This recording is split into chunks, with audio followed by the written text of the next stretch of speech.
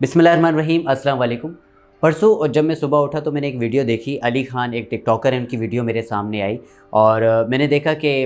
मैं पहले तो उनको जानता नहीं था कि वो कौन है, क्या करते हैं, लेकिन उससे मैं उसको पहचानने लग गया कि वो किस तरह के शख्स हैं और क्या करते हैं। तो वो अपने फ़ैन्स को वीडियो कॉल में ले रहे थे और उनमें से एक फ़ैन उनकी आई जिसकी उन्होंने बेइज्जती की डार्क स्किन टोन की वजह से कि मेरा भाई डर रहा है, आप कैमरे की स्किन टोन सही कर दें, काली लड़की है, इस तरह की उन्होंने बातें कही, जिस पे लोगों का एक बड़ा ही जस्टिफाइड रवैया था। बहुत सारे लोगों ने उसको अनफॉलो कर दिया, बहुत सारे लोगों ने उस पर बातचीत की। लेकिन उस दिन से 2 दिन हो गए वही बात मेरे जहन पे चलती आ रही है और मैंने सोचा कि मैं आप लोगों से इस हवाले से बात करूं। देखें, अली खान एक टिकटॉकर हैं और आपको पता है कि टिकटॉक पे आसानी से फेमस हुआ जा सकता है। थोड़ी मेहनत लगती है, वो ऐसे इतना नहीं है कि बड़ी आसानी के साथ आपको शोहरत मिलती है, लेकिन ये कि काफ़ी लोगों को पता नहीं होता कि जब आप एक लेवल पे पहुंचते हैं, जब आपको लोग फॉलो कर रहे होते हैं, एडमायर कर रहे होते हैं, तो आपने बड़ा संभल के बोलना होता है। आप कुछ भी नहीं बोल सकते क्योंकि लोग पीछे आपको फॉलो कर रहे होते हैं और आपके लफ्ज़ बड़ी अहमियत रखते हैं। लेकिन मुझे ऐसा लगा कि अली खान ने एक हमारे पूरे माशरे की अक्कासी कर दी कि देखो हमारा माशरा ऐसा है। वो मैं इस तरह से आपको डिफ़ाइन करने की कोशिश करूँगा कि हमारे यहाँ जब बच्चा पैदा होता है ना, तो फैमिली से ही वो इन सारी चीज़ों को देख रहा होता है। सबसे पहले अगर उसकी स्किन टोन थोड़ी सी डार्क हुई तो उसकी फैमिली उसको एक्सेप्ट करना शुरू नहीं करती एंड लेटर ऑन फिर वो उसको बता रहे होते हैं कि तुम अस्पताल में चेंज हो गए थे या तुम्हें कचरे के डब्बे से उठा के ले आया गया था और इस तरह की बातें चलती रहती हैं, क्योंकि ये हमारे लिए मसला नहीं है। बचपन से यही सुन के हम बड़े होते हैं और ये बचपन से वैसे ही बड़े होते होते हम यही सुनते हैं कि हाँ भाई आपको उठा के लेके जाया था, तुम तो उनके बच्चे हो, तुम तो उनकी तरह लगते हो, फला। अब फिर डिस्क्रिमिनेशन करना शुरू कर देते हैं। पहले हम रेसिज्म पे डिस्क्रिमिनेशन करना शुरू कर देते हैं कि तुम्हारा ताल्लुक तो उस ज़ात से, उस कम्युनिटी से, उस कल्चर से, तुम तो हमारे हो ही नहीं, मतलब डार्क टोन हमारा हो ही नहीं सकता। फिर इसी के साथ हम बड़े होते हैं और फिर रिश्ते में भी फिर वही बातें आ रही होती हैं कि रंग देखा जाए, किरदार चाहे कितना भी अच्छा हो, चाहे, और ये हमारे यहाँ सिर्फ लड़कियों का नहीं, लड़कों का भी यही इसी तरीके का आजकल सिलसिला चल रहा है। मुझे नहीं पता कब से चल रहा है, तो हमारे यहाँ यही सिलसिला चल रहा है कि अगर लड़का जितना भी बाकिरदार हो, उसके पास सलाहियत हो, वो फाइनेंशियली भी ठीक ठाक हो, लेकिन मैंने देखा है अपने इर्द गिर्द काफ़ी लोगों को कि उनका रिश्ता इसी वजह से रिजेक्ट कर दिया गया था कि उनको कहा था कि हमारे ख़ानदान में कोई डार्क टोन, मतलब जो जिनका स्किन टोन थोड़ा सा डार्क है वो है नहीं, अगर आपकी शादी हमारी बेटी से हो जाएगी तो हमारी ब्रीड ख़राब हो जाएगी। वो सामने तो नहीं कहते, लेकिन जब वो आपस में बैठते हैं तो इस तरह की बातें करते हैं, रिश्ते रिजेक्ट हो जाते हैं। लड़कियों के साथ भी यही सिलसिले होते रहते हैं कि स्किन टोन मैटर करता है और इसी स्किन टोन पे हम बड़ा डिस्क्रिमिनेट करते हैं। और ये सबसे बड़ा मसला आपसे आज बात करने का ये है कि ये हमारे लिए मसला ही नहीं है। हम कहते हैं कि हाँ, अगर किसी को काले को काला बोल दिया तो क्या मसला है, किसी लंबे को लंबा बोल दिया तो क्या मसला है, और हम तो किसी चीज़ से खुश नहीं हैं। अगर बंदे का, एक इंसान का कद लंबा है तब भी हम खुश नहीं हैं, कद छोटा है तब भी हम खुश नहीं हैं, कोई अगर गोरा है तब भी हम खुश नहीं होते, कोई सांवला है तब भी हम खुश नहीं होते। तो हमने एक ब्यूटी की डेफिनेशन बनाई हुई है और उस खूबसूरती की डेफिनेशन में हम हर इंसान को डाल रहे होते हैं। देखिए, इंसान को अल्लाह ताला ने अशरफुल मखलूक़ात बनाया है। हर इंसान अलग है दूसरे इंसान से, लेकिन हर इंसान खूबसूरत है। अगर हम हर इंसान के लिए एक ही डेफिनेशन रखेंगे खूबसूरती की, तो एक इंसान खूबसूरत रहेगा और बाकी सब फिर बदसूरत रहेंगे। और इसका मैं आपको सिंपल एक बात बता दूं कि हम में इतनी सोच नहीं है कि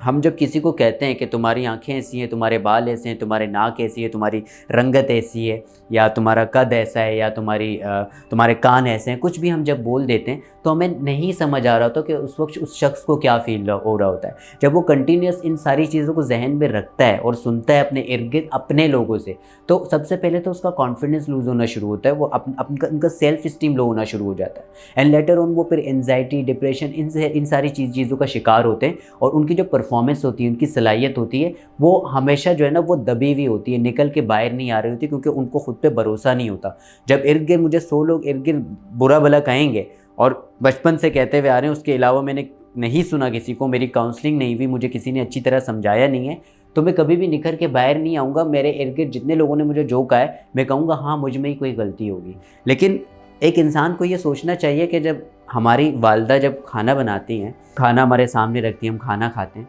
और अगर हमने खाने की बुराई की तो खाने को बुरा नहीं लगता, वालदा को बुरा लगता है। अगर सिस्टर ने बनाया तो सिस्टर को बुरा लगता है, अगर भाई ने बनाया तो भाई को बुरा लगता है। खाने को बुरा नहीं लगता, बनाने वाले को बुरा लगता है। तो जब हम बोल रहे होते हैं ना, देखो मैं जैसा हूँ, मेरी रंगत जैसी है या किसी की रंगत जैसी है, या उसकी हाइट है या उसके बाल हैं या उसकी नाक है, या जो हमने ब्यूटी का एक डेफिनेशन बनाया हुआ है, इस बॉक्स के अंदर हम हर चीज़ हर किसी को डाल रहे होते हैं, ये उसके अख्तियार में नहीं है। उसके अख्तियार में वो था ही नहीं कि वो किस तरह पैदा होगा, किस तरह दिखेगा, वो किसी और के अख्तियार में। लेकिन अगर मैं उसको बुरा कह रहा हूँ तो मैं उसको बुरा नहीं कह रहा, मैं उसके बनाने वाले को बुरा कह रहा हूँ। अगर उसके बनाने वाले को मैं चैलेंज कर रहा हूँ कि देखो तुम्हारी तख्लीक में कोई ख़राबी है, नऊज़ बिल्लाह, और मैं इतना प्राउडली, इतना कॉन्फिडेंटली आज कह रहा हूँ कि वो कोई कभी भी किसी चीज़ को बनाने में कोई गलती नहीं कर सकता, ये बात मैं सोचता हूँ। और इस नज़र से जब मैं किसी भी इंसान को देखता हूँ, चाहे वो गोरा हो, काला हो, कोई भी हो, तो मुझे किसी इंसान में कोई बुराई नहीं दिखती, क्योंकि मेरा ये ईमान है कि जिसने मुझे बनाया और जिसने हम सबको बनाया, वो कभी गलती कर ही नहीं सकता, उसकी तख्लीक में कोई गलती नहीं हो सकती। और मैंने ये सीखा है, मेरा ये ईमान है कि किसी काले को किसी गोरे पे, किसी गोरे को किसी काले पे कोई फ़ौक़ियत हासिल नहीं है। इस पे मेरा ईमान है और मैं इस तरह से सोचता हूँ। मेरे सामने एक आर्टिकल आया जिसमें ये कहा जा रहा था कि कुछ कॉमेडियन ने अप्लाई किया था इंटरनेशनल लाफ्टर फेस्टिवल के लिए, और उनको उस बिना पे रिजेक्ट किया गया था कि उनके सारे जो जोक्स थे जो उन्होंने लिखे हुए थे, वो या तो वो सारे रेसिस्ट थे, या तो सारे जो है ना सेक्सिस्ट थे, या हम जेंडर पे जोक्स कर रहे होते हैं, या तो फिर हम रेसिज्म पे जोक कर रहे होते हैं। और ये चीज़ भाई कोई ढकी छुपी नहीं है। अगर आपको इस बात से इख्तलाफ हो मेरे, या जो लिखने वाला है, राइटर है जिसने वो आर्टिकल लिखा है, उसकी बात से अगर इख्तलाफ है, तो आप सिर्फ अपना, अगर आपको फ़नी मैसेजेस रिसीव होते हैं व्हाट्सएप पे या आपके मोबाइल फ़ोन पे, तो आप जाके उसको खोल के देख लें, आपको पता चल जाएगा कि हम कितने रेसिस्ट हैं और हम कितना डिस्क्रिमिनेट करते हैं अपने लोगों को। मैंने काफ़ी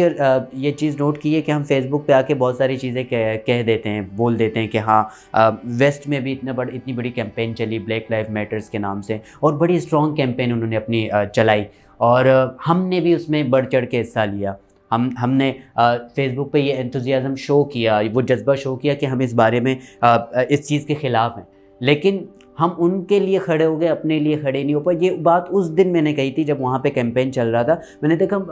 वेस्ट के लिए हम आवाज़ उठा रहे हैं, लेकिन यहाँ पे क्या हो रहा है, हमारे यहाँ काले रंगत को किसी न किसी कल्चर के साथ जोड़ दिया जाता है, और कल्चर डिस्क्रिमिनेशन की जाती है, हमारे पास रिलीजियस डिस्क्रिमिनेशन की जाती है, और इसको हम इस तरह से जोड़ देते हैं। लेकिन उनके लिए हमने आवाज़ उठानी है, यहाँ पे हमने आवाज़ नहीं उठानी। और ये चीज़ों को ज़रा फेसबुक और सोशल मीडिया से हट कर हमने अपनी ज़िंदगी में प्रैक्टिस करनी है। और इस वीडियो बनाने का मकसद ये है कि आज जितने लोग मुझे देख रहे हैं, मुझे नहीं पता कितने लोग मुझे देखेंगे, बट मेरी जो फैमिली है यूट्यूब की, या छोटी सी एक फैमिली है, मैं उनसे ये दरख्वास्त करूँगा, देखें फ़ेसबुक में लिखने के साथ साथ, लोगों को अवेयर करने के साथ साथ, हम अपनी ज़िंदगी में इन चीज़ों को प्रैक्टिस करना शुरू कर दें। हम देखें दोस्तों में हमेशा ऐसा होता है ना कि हम अगर किसी को उसकी फ़िज़िकल अपीयरेंस पे चिढ़ाते हैं, तो वो सामने से कुछ कह भी नहीं पाता।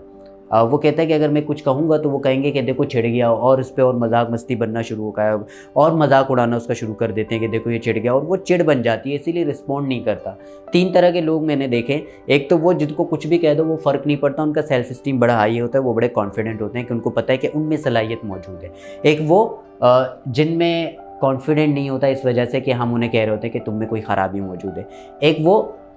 जो कि दिखाते बज़ाहिर ये हैं कि उनको फ़र्क नहीं पड़ता, वो सोशल मीडिया स्टेटस पे भी लगाएंगे उनको फ़र्क नहीं पड़ता, वो एक दोस्तों में भी कहेंगे उनको फ़र्क नहीं पड़ता, बट डीप इनसाइड उनको फ़र्क पड़ रहा होता है, वो इन चीज़ों को सोच रहे होते हैं, लेकिन बता नहीं पा रहे होते, क्योंकि अगर बताएंगे तो वो चीज़ उनके साथ चिपक जाएगी। वो कहते हैं ना कि वो चिढ़ बन जाएगी, हर जगह फिर उस चीज़ को दोहराया जाएगा, और वो ज़्यादा पेनफुल होगा इस बात से कि मैं एक बार बर्दाश्त कर लूँ, वरना ये बार बार ये बात मुझसे कही जाएगी, और वो मेरी आइडेंटिटी का हिस्सा बन जाएगी, मुझे वही के लोग